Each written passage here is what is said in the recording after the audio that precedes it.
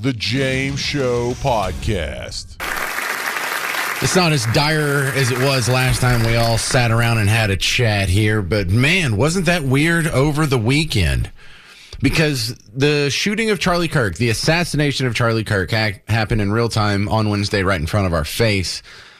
And Thursday, we were kind of digesting it. And then Friday, even while the James Show was going on, people were just losing their mind, making these social media posts. It's like, are you trying to get yourself fired? And so most of us, you included, probably not a big fan of cancel culture. However, there are some things that are out of bounds, like celebrating the assassination of an innocent man in front of God and everybody for political speech that you disagree with. Wow. And so we've seen, look, and I saw one of the reports. Actually, someone asked me on Twitter, I think it was Richard, said, is it true 50,000 people have already gotten fired from their job for Charlie Kirk posts? I don't know. I saw that report. How could anyone possibly know that? But I know I've seen a lot of reports of people who have. What the final number is, I don't know. But the real curious part about the people who are making these posts isn't the fact that they feel this way, and isn't the fact that they speak out about it. It's how they're surprised that they got fired. They're surprised. They didn't know. What? Someone found this contemptible? My reaction? What? And so Scott Adams, he's the creator of Dilbert, the comic strip about office politics. He's the guy that I was playing a few months ago when Joe Biden got, air quote, diagnosed with stage 4 terminal cancer that had spread to his bones. Pancreatic cancer spread to his bones. He's got the exact same, or no, what was it? Prostate cancer that spread to his bones. Anyway, he's not long for this world. But his explanation over the weekend is exactly what I was thinking. Think about this. So there are numerous stories of teachers and people associated with schools of various types who are getting canceled, meaning fired, for saying horrible things about essentially being happy or saying it was justified that Charlie Kirk got assassinated. Well, let me tell you the thing that is most shocking about that. The most shocking thing is that the people who spoke out that way believed they wouldn't get fired. I think they were all surprised, which means they've been living entirely within a bubble in which they thought other people would agree with that. Are you kidding me? They thought they were in the bubble of reality where, let's say that Hitler was an American and he died. Would you feel bad about saying, thank God Hitler died? No, you wouldn't, because you would assume that almost every single person would agree with you. So it would be easy to say that. These people are saying it in public for the world to see as if that's what a normal person would think. How hypnotized would you have to be? I think of these people as the hypnotized Hitlerians. But the Hitlerians are people who live in this little world where they think Hitler actually came to power in the United States because so many bad people on the left have been saying that. People who should know better. So I actually have some weird empathy for these teachers getting fired for saying horrendous things about Charlie Kirk, because they actually think they're in a different reality than they are. How do you think you're in a different reality? Is it because you individually had some mental problem? Probably not. It's probably really a predictable outcome of the rhetoric that we're seeing from the left. It's the most predictable outcome, that people would believe it as literal, all the Hitler stuff. Oh, it's literally as bad as Hitler. We better do something about it. So I would say the people getting canceled are in their own way, although, our system is that you have to hold them responsible. I'm not saying they're not responsible. They are responsible, but they are also victims because they've been hypnotized to believe something hideous. Imagine them going through life thinking that they live in a world that had been taken over by some Hitler character. I don't even know what that would feel like, but it would certainly distort your opinions and actions. That was Scott Adams from Dilbert. I'm going to take that to the next logical step. And this isn't me being extreme or taking it to like an extreme interpretation. If people have proven themselves to be indifferent to the death and suffering of their fellow human being, their fellow neighbor, they divorce their common humanity based solely on his politics.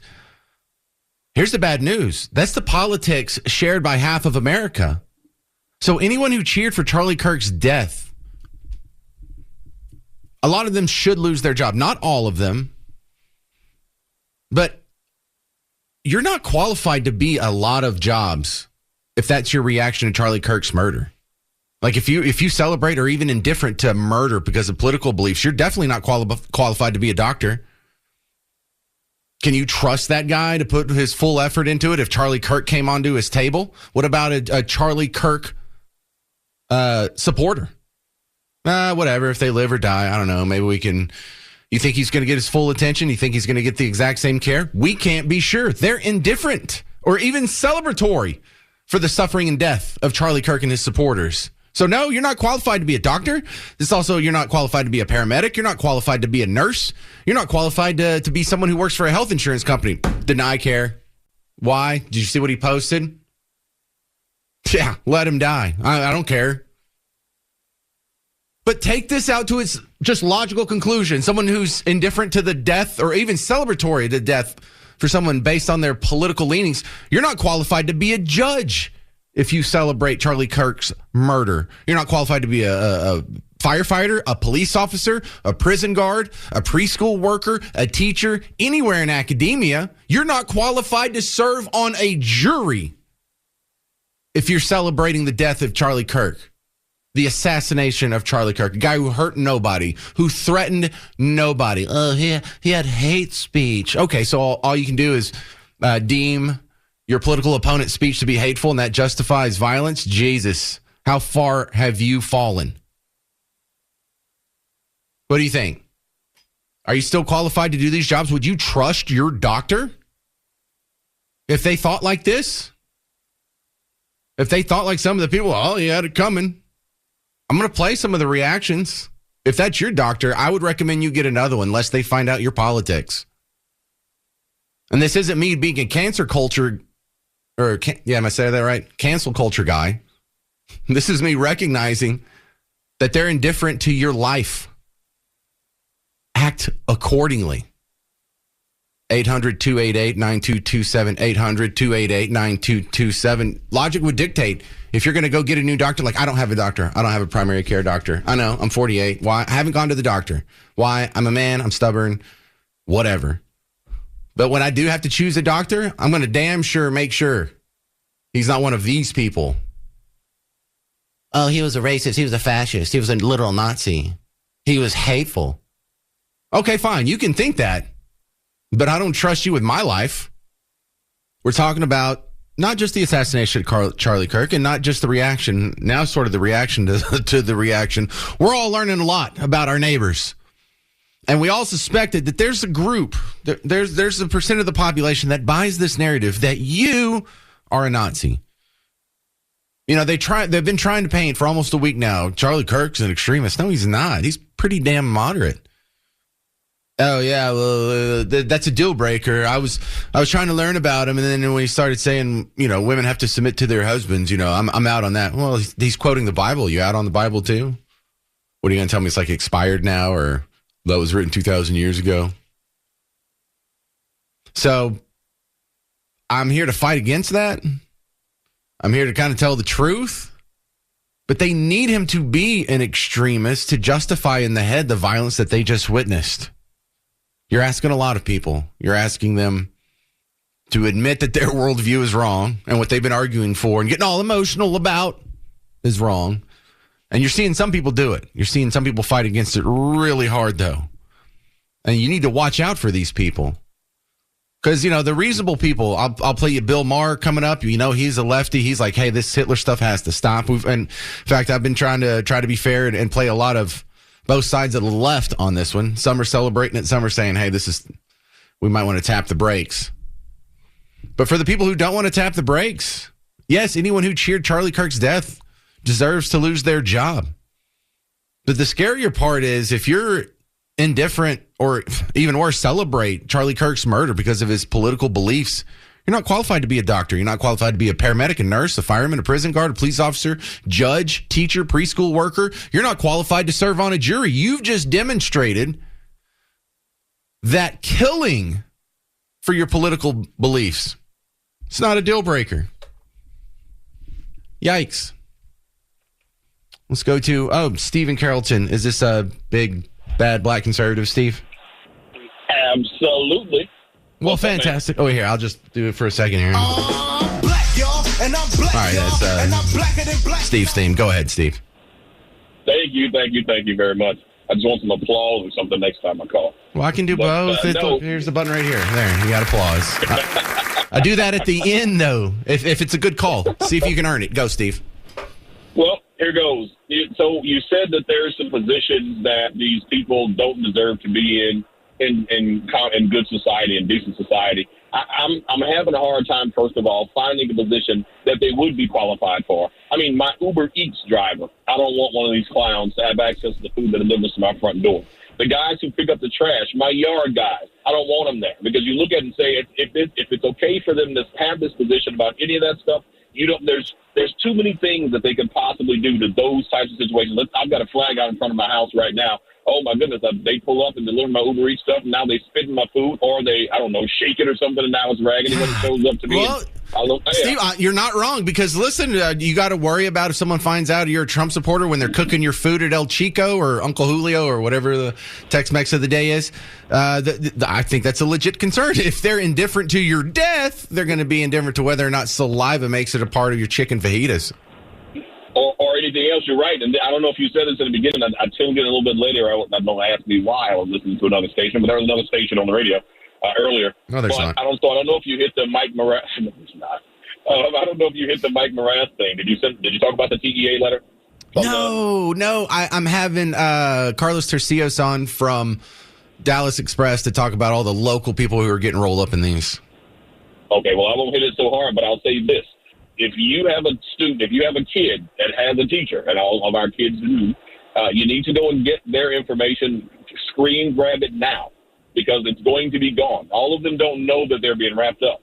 So while you have an opportunity, we all need to go and grab that stuff off of social media wherever we can, Facebook, Twitter, or Blue Sky, wherever the heck it is they're putting it these days, while we can, because you better believe as soon as they figure out they're getting fired over it, they're going to remove it. Steve, what you're saying makes total sense, and we all think it. And we all said this after COVID, but we didn't make an S list after COVID for everyone that kicked your kids out of school. They shouldn't be on the school board. Or for everyone that was for the lockdowns, they shouldn't be in a position of public authority.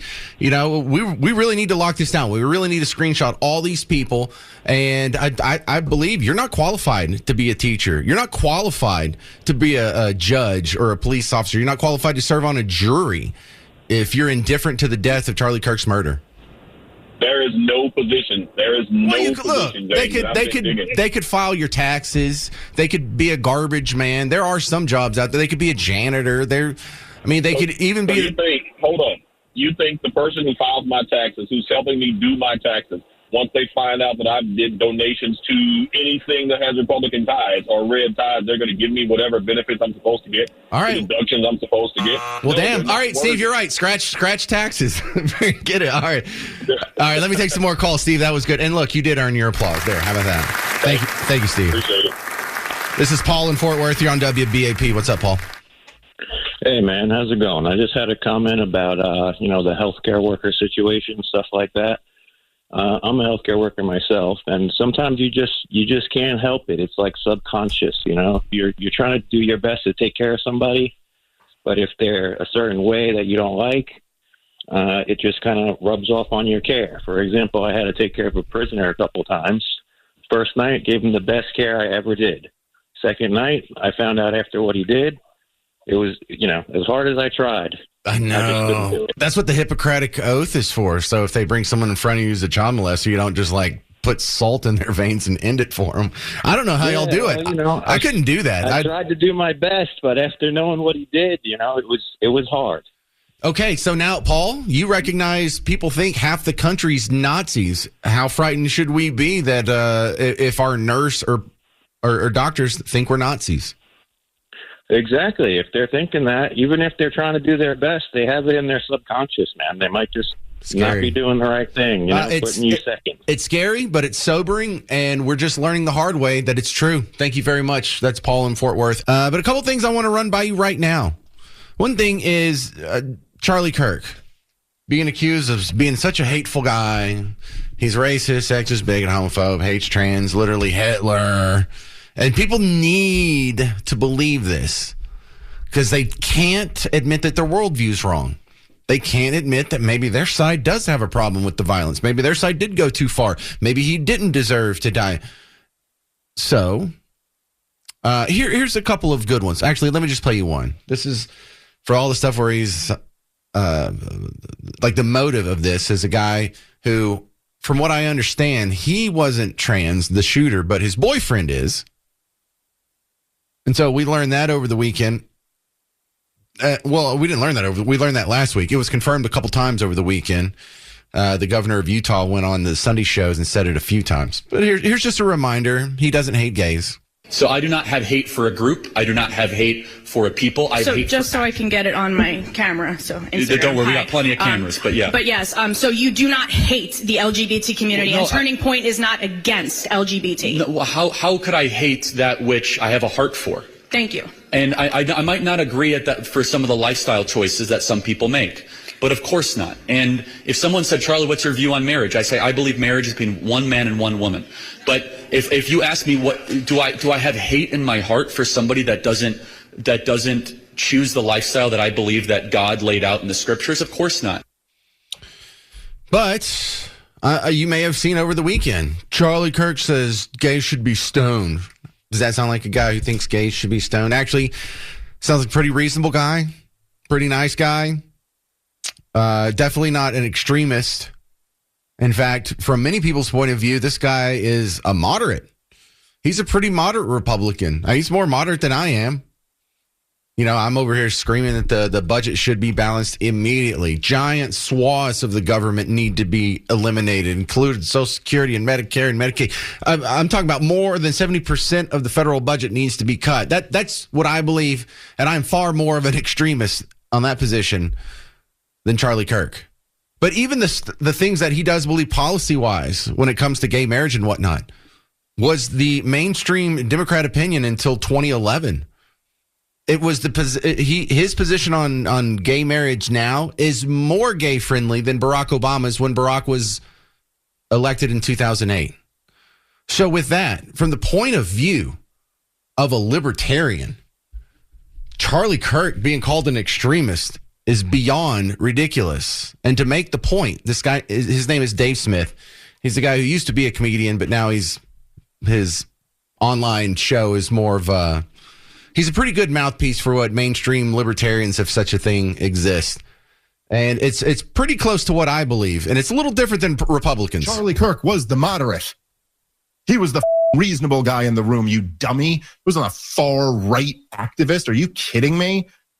You have any idea what's out there? You think that was like the radical position? Charlie Kirk was the most moderate human being. He was a plumb line Republican. A plumb line Republican, as everybody who knows anything about anything knows, is 1 centimeter to the right of a plumb line Democrat. He was right just in the middle.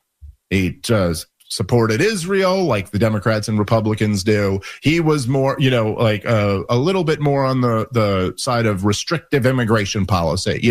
That was his big radical policy, was he was with 80% of the American people on immigration. It's not. So you sit there and what do you think? You think this is a victory? Like for you? You think, oh, you took out let me think this through here with all of my wisdom. I want to win a culture war. So what I did was I violently murdered the most high profile moderate voice on the other side.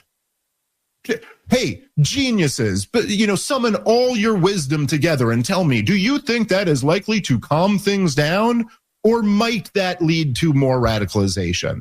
These dumb lefties celebrating, like, what exactly are you trying to start here? Don't sit here and pretend you're ready for a fight. Like, what are you doing?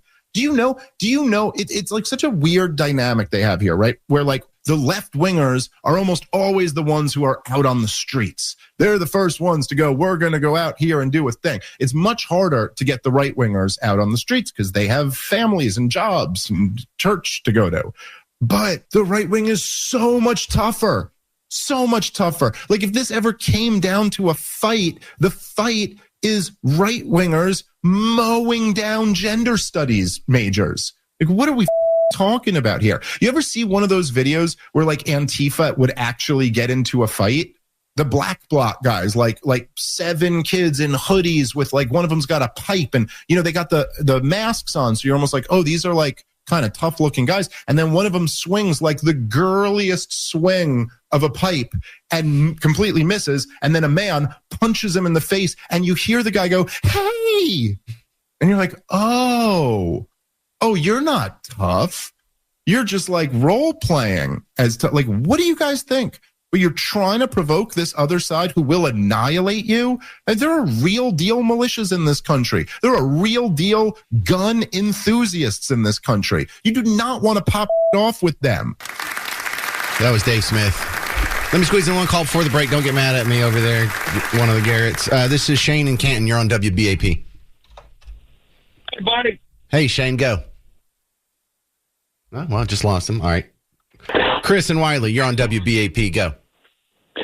Hey, James was calling about the idiot that Trump threw the Charlie Kirk Memorial in front of the Phoenix Turning Point location. Did you see that video?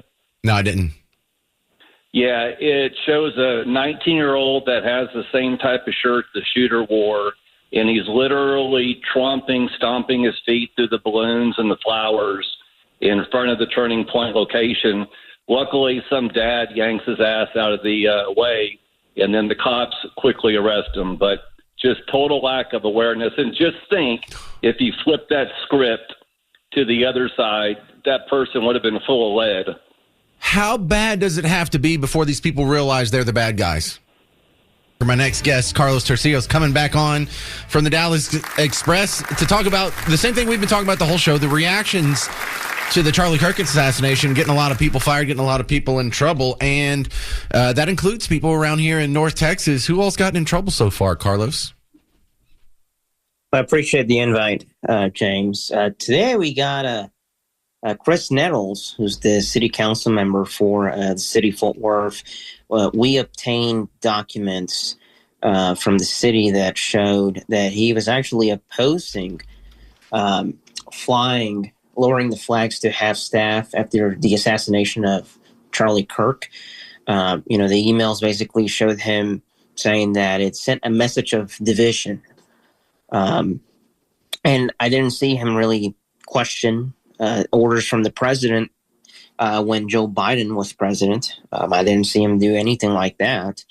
But because Charlie is a conservative, he is basically attacking and criticizing people within the city for simply following presidential orders and paying respects to an American that was assassinated. That's something that, frankly, is disgusting. To criticize city staff for simply following orders. It's disgusting to, want to criticize and oppose, lowering the flag. The American was assassinated in broad daylight in front of thousands and thousands of college students, actually in front of millions of people, because people were watching online as well. But this is what you're seeing with left-wing politicians and activists across the country. And it's a reaction of, I'm not going to show my humanity because I see you as an enemy. That is what the left has been echoing over the past several days. And it's very frightening to be living in this time, seeing these elected officials not even showing a shred of humanity. We had the same situation with another council member last week when Elizabeth Beck, she posted unfortunate on a Charlie Kirk photo after he was shot, and she still hasn't apologized to this day. All right, we're talking with Carlos Tercios from Dallas Express, naming some names on people who have run afoul. What a ghoulish reaction these people have. Oh, unfortunate. Unfortunate? Would you dare say that about George Floyd? No, we had to endure riots for months on end. And this is just unfortunate for you. You'd also mentioned another Democrat councilwoman, Deborah Peoples, has a ghoulish reaction defending her posts. Yes, so we had Deborah Peoples was also defending Elizabeth Beck and criticized the mayor's statement.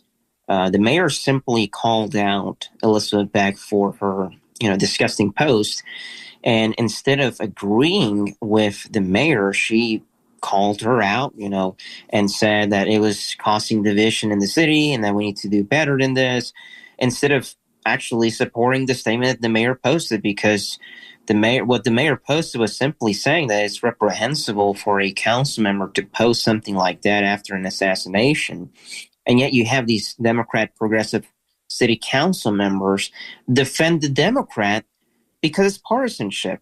They're just showing their true colors. And I think a lot of people are waking up and realizing that, the elected officials that you have within the city, some of them, the Democrat elected officials, they're showing their true colors. They're showing what they will do if, someone gets killed on the other side.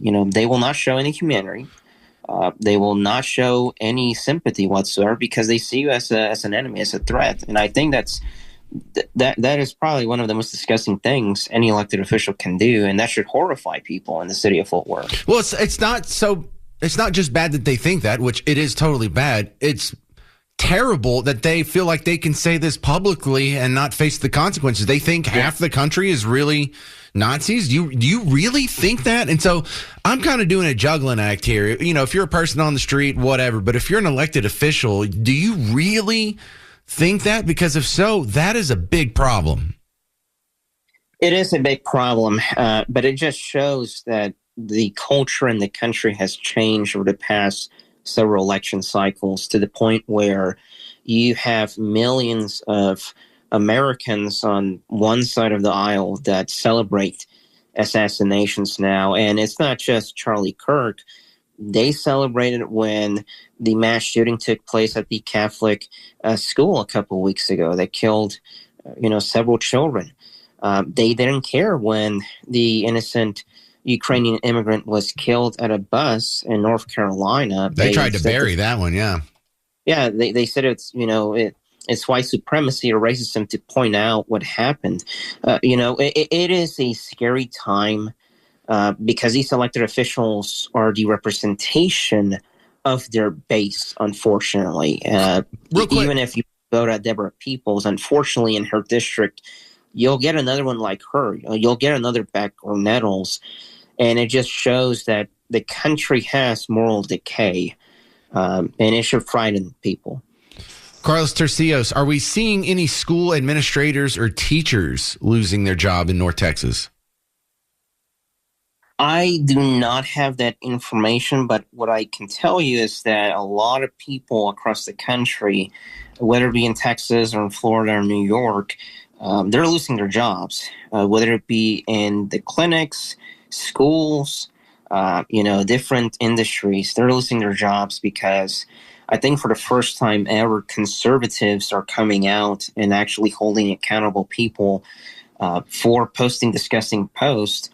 And, the criticism that people are getting from the left is, the conservatives have always been against cancel culture, and that is true, they're against cancel culture. However, this time is different because they're not canceling people for simply posting what they believe. They are going after people and holding accountable people that celebrate death.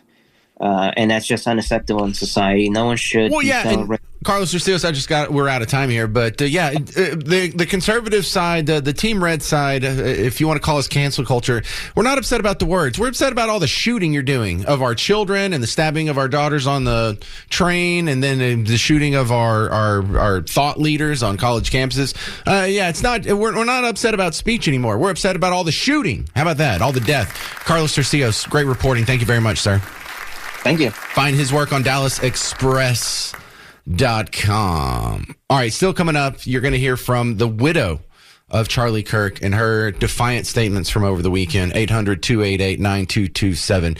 Your response or your response to the response of the Charlie Kirk assassination next on The James Show. News Talk 820, 93.3 FM, WBAP. The James Show Podcast.